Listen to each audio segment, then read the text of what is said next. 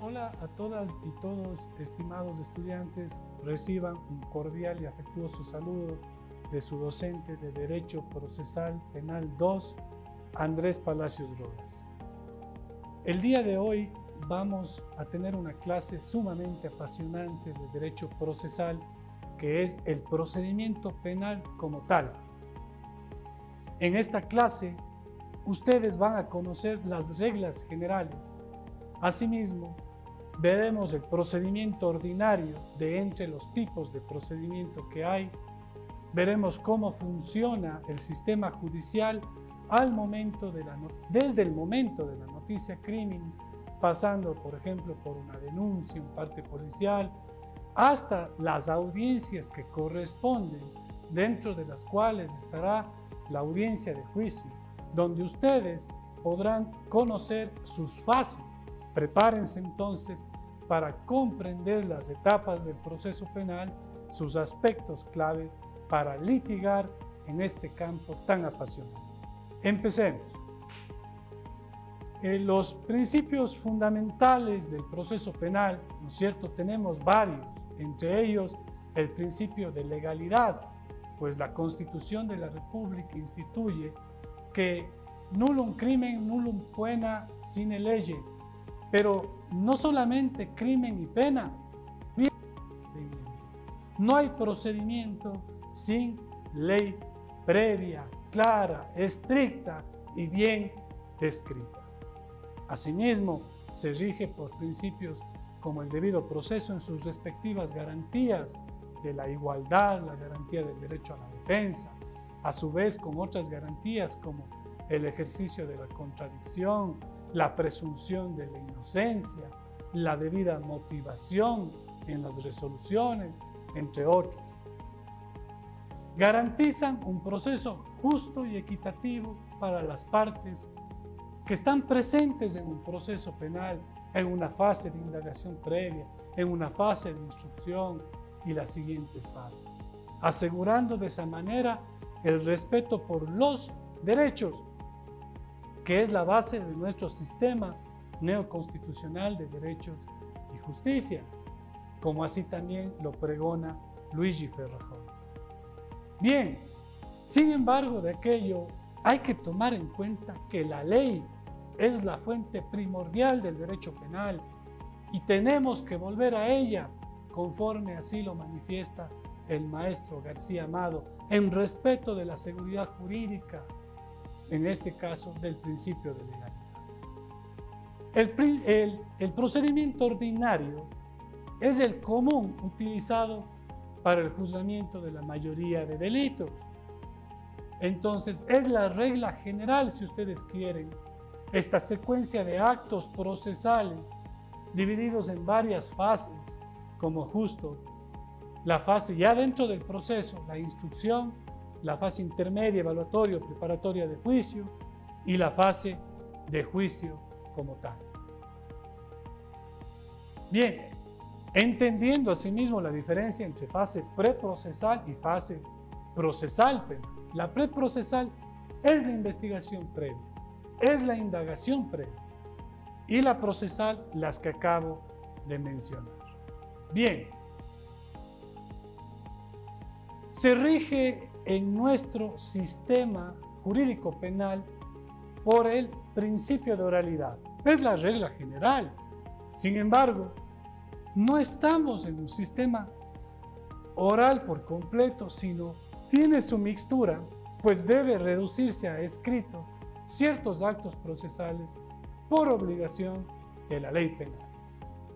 Entre estos, la denuncia, la acusación particular, las actuaciones investigativas, los informes periciales, los partes policiales, las versiones, entre otros. Las actas de las audiencias, los autos definitivos, las sentencias, la interposición de recursos como el recurso de apelación, el recurso de hecho, el recurso de casación, el recurso del doble conforme. Las actas.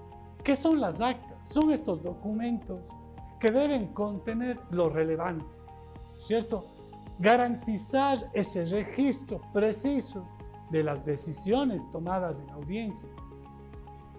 Sabemos que las audiencias, así como toda actividad pública, en este caso, son y se rigen bajo el principio de publicidad, salvo ciertas excepciones donde hay que mantener una reserva por protección de bienes jurídicos como la intimidad, la privacidad, como en delitos sexuales, por ejemplo, de violencia de género o en delitos de seguridad estatal. Asimismo, vamos a tener varias reglas para la práctica de una audiencia. Y ustedes las pueden encontrar en el artículo 563 en adelante del Código Orgánico Integral Penal. Como por ejemplo, ¿se podrá suspender o no una audiencia? Claro, pero con justificación, con una decisión judicial. ¿Qué debe darse en una audiencia? El cumplimiento a varios principios: inmediación, concentración, contradicción, motivación que el juez debe dar en la misma audiencia. Inmediación, este contacto directo que tengo con las partes y con las actuaciones procesales.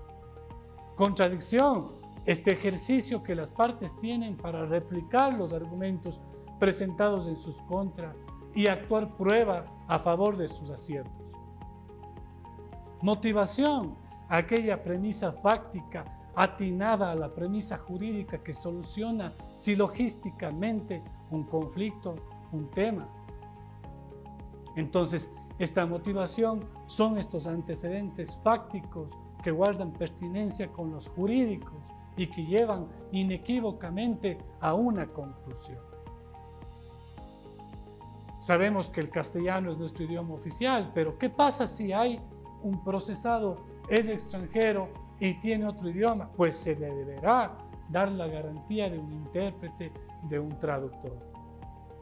Es el juez quien debe cumplir con la dirección del proceso, el control de la audiencia, ¿cierto? Controlando la disciplina, el respeto a la buena fe, a la lealtad procesal, a lo que dice J. Couture: sé leal con el juez, con la otra parte. Entonces, el juez controla, ¿no es cierto?, esta actividad para evitar dilaciones, puede asimismo autorizar audiencias telemáticas, garantizando una comunicación efectiva, el respeto a los derechos, que es la base de nuestro sistema jurídico. Bien, asimismo, el juez, conforme el artículo 566, puede dictar medidas de reserva, solicitar que las audiencias se lleven a cabo, disponer más que solicitar, que las audiencias se lleven a cabo de manera cerrada, porque hay casos, y ustedes lo han visto en las noticias, donde hay que proteger pues de la seguridad, la integridad de los partícipes en el proceso penal. Esto se aplica en caso, por ejemplo, de amenazas a la imparcialidad, delitos graves, protección de menores, de víctimas, evitar revictimización. Aquí se debe justificar, claro está, ¿no es cierto?, el principio de necesidad. Bien, asimismo el juez puede, como ya dijimos, dar recesos. Ustedes saben, somos humanos, mañana más tarde tendremos que hacer nuestras necesidades. El organismo de alguna manera podrá aguantar, pero no siempre. Tendremos que solicitar fundadamente al señor juez y el juez consciente deberá darnos aquel receso. Las partes pueden asimismo objetar, queridos estudiantes, pero aquí hay que tener en cuenta que las objeciones no son solo pues de las preguntas en un interrogatorio y un contrainterrogatorio o de las respuestas asimismo en estas fases, sino también de aquellas actuaciones desleales que atenten la buena fe, el debido proceso, o cuando se intente incorporar prueba ilegal, prueba improcedente. Es necesario que un proceso penal, un procedimiento, respete lo que establece tanto la Constitución de la República, los organismos internacionales que forman parte del bloque de constitucionalidad, así como el Código Orgánico Integral Penal, las reglas de una justicia especializada. Pues. ¿Cómo es posible que se manejen casos de femicidio, de violencia de género, de delitos sexuales por fiscalías no especializadas, por unidades judiciales no especializadas, tribunales no especializados? Este es un tema en el que hay que seguir trabajando y hay que exigir. Y si es que está en la ley y no se cumple, de ahí nomás da mucho que desear y permite que abogados argumenten de lado y lado en contra de lo mal llevado que puede estar un proceso por esa razón.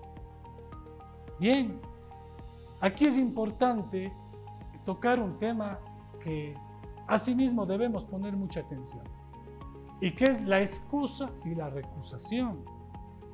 La Corte Interamericana de Derechos Humanos, la Constitución de la República, tratados internacionales, Código Orgánico Integral Penal, Código Orgánico de la Función Judicial, exigen que un juzgador, que un fiscal, sea imparcial, independiente, objetivo, si ustedes quieren. Pero ¿qué pasa cuando yo tengo dudas de aquella imparcialidad? La Corte Interamericana ha dicho, basta una duda sobre la falta de imparcialidad de un juzgador para que sea separado de un proceso, por ejemplo. Y es ahí que yo he hecho un cuadro comparativo sobre la excusa y la recusación, que no son sino figuras que nos van a permitir que el juez por cuenta propia se separe del proceso. Motivos, varios, ¿cierto?, para la excusa. Yo como juez veo que es mi cuñado, pues el que está aquí. No, hay un grado de parentesco. No puedo conocer esta causa. O tengo intereses económicos en esta empresa que se encuentra procesada. Cuidado, tengo conflicto de intereses. Pido la excusa. Yo no puedo conocer ese caso. Y eso también tiene que ver con el aura interna, pues, con el fuero interno. Yo ayer tuve un delito en donde ya resolví en tal sentido, donde intervinieron las mismas partes. Estoy a lo mejor predestinado a resolver en el mismo sentido, lo cual resta el principio de imparcialidad. Entonces tendré que, ¿qué hacer? Excusarme del conocimiento, ¿cierto? Si tengo algún vínculo laboral, social. Los mismos motivos para la recusación, pero la excusa es solicitada por el mismo juez. La recusa es la que las partes procesales ejercen sobre el juzgador para que sea separado, o sobre el fiscal a que sea separado del conocimiento de una investigación, de un proceso penal. ¿Esto por qué? Porque estamos como garantes de derechos de nuestros representados. Y si tenemos a un juez que posiblemente tiene este conflicto de intereses y no planteamos una recusación, una que se puede acarrear un tema de nulidad, porque se violaría un debido proceso al tener un juez que no cumple el principio de imparcialidad. Pero dos, que no garantizaría los derechos de mi representado. Bien. Es así que ustedes tienen el procedimiento de uno y otro. De la excusa es con juramento, explicando la razón específica. ¿Quién la hace? El mismo juez. La recusa, en cambio, nosotros presentamos una recusación formal que sigue la suerte de una demanda, si ustedes quieren, donde vamos a detallar, ¿no es cierto?, esa fundamentación fáctica en derecho, nuestra petición jurídica, detallando la causa, acompañando las pruebas, si es que es necesario y si se trata de que podemos hacer. ¿Quién es el responsable de resolver la excusa? El juez a quien se le presenta la excusa. De resolver la recusa, igual la instancia superior, ¿no es cierto? Aquí se demorará un poquito más. Tiene como fin, y sabemos que si es aceptada, ya sea excusa o recusa, se nombrará otro juzgador que sí garantice aquellos principios. Lo mismo rige para los fiscales, no solo para los jueces.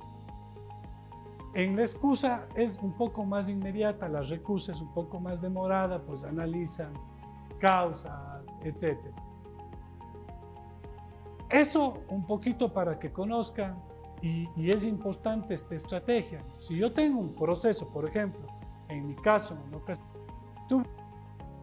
en donde yo sabía que la fiscal estaba contaminada en su fuero interno, tenía intereses porque pertenecía a una misma organización con la otra parte, pues ¿qué es lo que hice?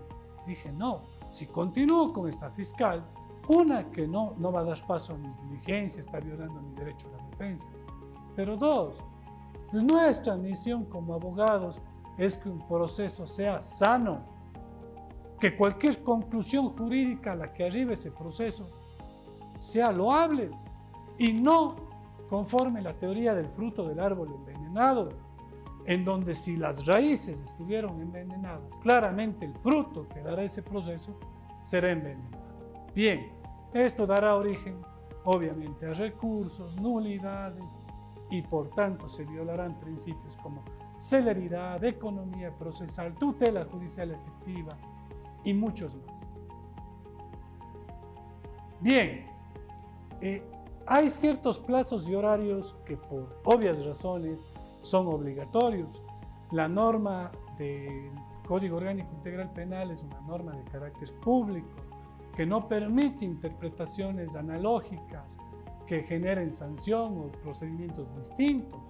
Debemos acatar en base al principio de estricta legalidad en sus 4 vertientes: lex certa, lex praescripta, lex praevia, lex stricta scripta, ¿no es cierto? Entonces, si estamos así, tenemos que los plazos y horarios todos los días, en derecho penal, todos los días y horas son hábiles, excepto para la interposición de recursos. Los plazos contamos a partir de la notificación, claro está, desde que tengo conocimiento, ¿no es cierto? Hay casos donde la notificación se hace en audiencia, hay casos en donde se hace por escrito, como por ejemplo aquellos actos procesales que dimos lectura y que deben ser, ¿no es cierto, amigos?, reducidos a escritos, como la sentencia, por ejemplo. Para yo interponer un recurso, contaré desde que me notificaron con la resolución oral o con la sentencia por escrito, con la sentencia. ¿Por qué? El recurso de apelación procede contra la sentencia, por ejemplo, ¿cierto? Bien. Asimismo, hay varias reglas para actuaciones procesales, entre ellas reglas para la actuación en la fase preprocesal, en la fase procesal. Aquí podrán receptarse todos los días y horas de actuaciones. Por ejemplo, las audiencias se realizan en el horario judicial, salvo ciertas excepciones que en mi caso las hemos tenido, ¿no? Audiencias que hemos salido 8 de la noche, que incluso para no perder la continuidad se ha tenido que llamar en otros días, etc. Las audiencias, por ejemplo, de formulación de cargos por delitos flagrantes, deben respetar plazos específicos, términos, como ahora, y ya antes eran 24 horas, ahora a partir de la reforma 72 horas de continuidad para temas de flagrancia. Sin embargo, el Consejo de la Judicatura garantiza, dice la norma, el funcionamiento del sistema penal durante las 24 horas, los 7 días de la semana. Bien. Temas interesantes como que la notificación debe, sí, mandatorio, debe realizarse con 72 horas de anticipación, salvo en casos de delitos flagrantes. Hay autos definitivos que se notifican en la misma audiencia, con ese pronunciamiento oral. Sabemos que las partes tendrán acceso a solicitar copias electrónicas, documentos procesales. Vemos que hay un expediente, que hay un número de registro, que el fiscal tiene, desde que conoció la infracción, es registrado un expediente, ¿no es cierto?, con un número, que puede ser físico, electrónico, en donde se registran todas estas actuaciones procesales, medios en este caso elementos de convicción.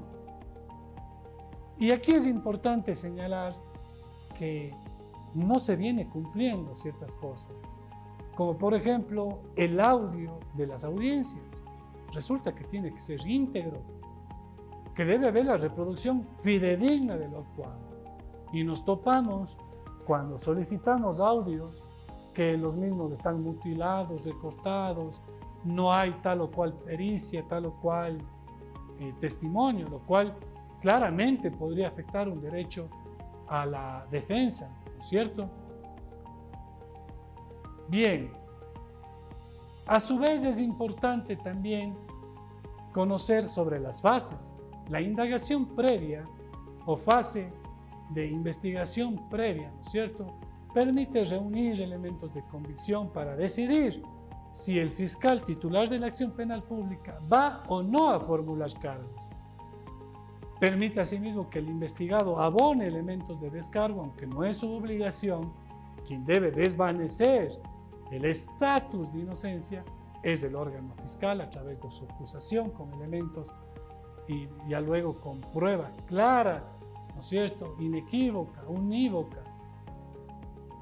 Sabemos ya cómo se conoce de la infracción penal, la noticia criminis a través de denuncia, partes informativos, partes policiales, providencias judiciales, como por ejemplo, estamos en un juicio distinto a un juicio penal donde se ha falsificado un documento y yo como juez oficio a que en Fiscalía General del Estado investiguen ese delito. Por ejemplo, las versiones en Fiscalía, ¿no es cierto?, pueden ser sin juramento, con juramento, dependiendo del caso. Si es un procesado, es libre y voluntario, no se le puede obligar, se le permite el derecho al silencio. Asimismo, se registra el contenido de la versión.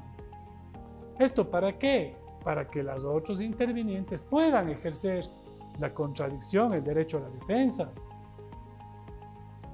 Existen las famosas actuaciones fiscales urgentes en casos esenciales donde se pueden perder indicios. Hay investigaciones, bueno, la investigación como tal es reservada, pero esto no quiere decir pues que a mí como parte procesal me van a negar el acceso a tal o cual documento para poder ejercer en debida forma mi derecho a la defensa. Habrá sanción si divulgo la investigación reservada, pero hasta ahí nomás. Tienen que darme el chance de ejercer el derecho a la defensa. Vamos a ver que la investigación tiene una duración, como ya dijimos, hasta 1 año en delitos sancionados con menos de 5 años, hasta 2 años en delitos sancionados con pena de más de 5 años. Y en este caso se da el archivo de la investigación, ¿no es cierto? Si dura más, se da el archivo de la investigación, si no hay los elementos suficientes, si el hecho investigado no constituye delito, si hay obstáculos legales como una prejudicialidad. ¿Sí? Este archivo luego, ¿qué va a ser? Ratificada o revocada por un juez. Bien, aquí hay que tomar en cuenta un tema práctico. ¿Qué pasa si pasó ya el tiempo que permite la ley para la duración de la investigación y mandan el archivo? ¿Ahí terminó? No. Mientras no prescriba la acción penal pública, yo con un elemento de convicción puedo ir directamente a una formulación de cargo. Lo que no puedo hacer es seguir investigando por fuera del tiempo determinado en la ley. Pero si tengo un elemento de convicción fuerte que me permite formular cargos, entro directamente a esta fase procesal. ¿Qué pasa si una persona tiene trastorno mental? Se ordena a un perito médico que lo determine y según lo que aquel determine, veremos el curso del proceso, si se instruye, si se adopta una medida de seguridad, etc. Bien, es así, amigos, que llegamos, ¿no es cierto?, a estas fases. Ya la indagación previa es preprocesal, la fase procesal, en cambio, nosotros vamos a tener ya la instrucción fiscal que inicia con la formulación de cargos. Se formulan cargos básicamente cuando hay elementos de convicción suficientes que permitan determinar, por una parte, materialidad de la infracción o la existencia de la misma, y por otra, responsabilidad de quien va a ser procesado.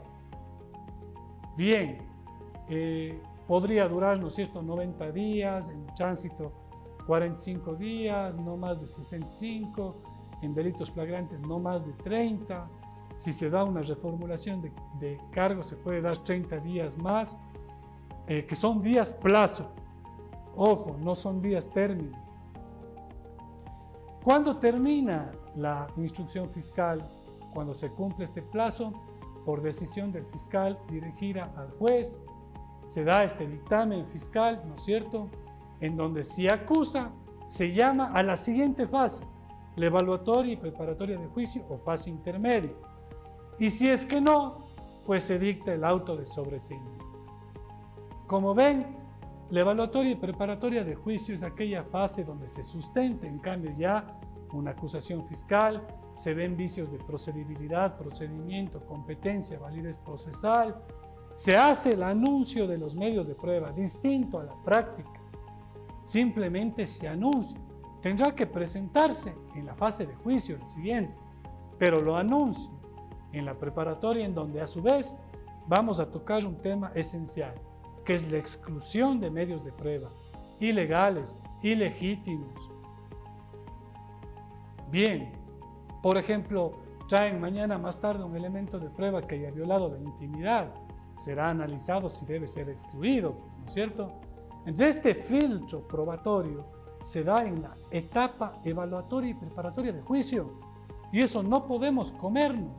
Aquí tenemos que revisar si esta prueba es legal o ilegal. Por ejemplo, si traen a un agente que está yendo a referir un testimonio de una persona que nunca se ha presentado en el proceso, indicando que la misma ha sido reservada, pero no se permitió el ejercicio de una contradicción, una prueba ilegal, tiene que ser excluida.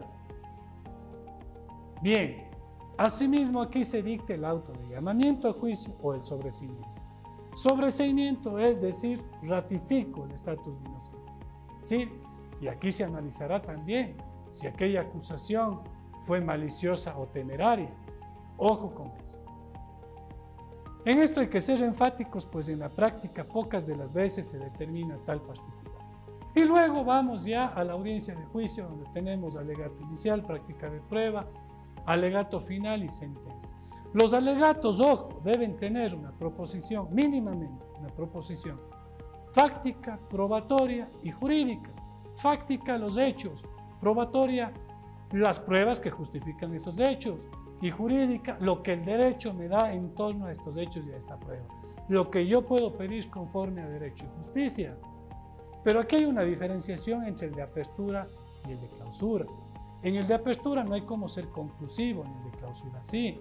En el de apertura ofrezco probar, en el de clausura recalco lo que probé en audiencia, ¿sí? Y así varios otros aspectos que iremos profundizando en clases posteriores. De igual manera, en la práctica de pruebas, practicaremos prueba documental, testimonial, pericial. Documental se leerá en las partes pertinentes. En la testimonial haremos ejercicio de interrogatorio, contrainterrogatorio, objeciones. En la prueba pericial podremos preguntar al perito luego de que sustente su informe pericial. Y la sentencia no es sino aquel acto que debe constar por escrito, que recoge jurisdicción, competencia, lo actuado por una parte, por la otra parte, la parte expositiva, motiva y resolutiva.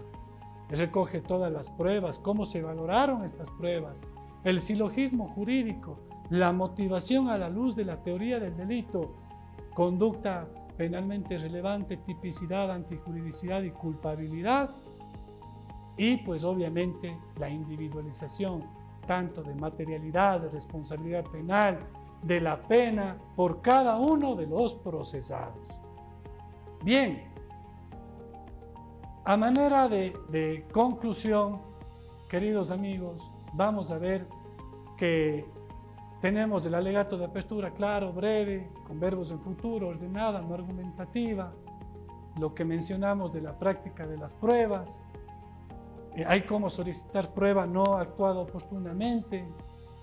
En el alegato final tienen ustedes la posibilidad de hacer utilizar un lema, proposición fáctica, ¿no es cierto?, las pruebas que sustenta, qué se logró con las pruebas, qué trató de hacer la contraparte, mandar una jurisprudencia que afiance lo que decimos, humanizar el caso para inducir, ¿no es cierto?, a que nos den la razón, solicitar que se falle a favor y se puede ratificar el lema. Bien, hay varios requisitos que debe tener una sentencia, los cuales revisaremos más adelante, datos del tribunal, lugar, fecha, el hecho punible y todo lo que ya comentamos, la actuación de una y otra parte y más. Bien, estimados estudiantes, hasta aquí esta intervención. En una próxima ocasión vamos a ver más sobre este proceso ordinario, sobre el proceso penal. Veremos los otros tipos de procedimiento. Lo importante es que ustedes conozcan integralmente estas reglas para que puedan asegurar un juicio justo, objetivo y en cumplimiento de los principios y derechos garantizados en nuestro ordenamiento jurídico. Hasta aquí mi intervención. Gracias.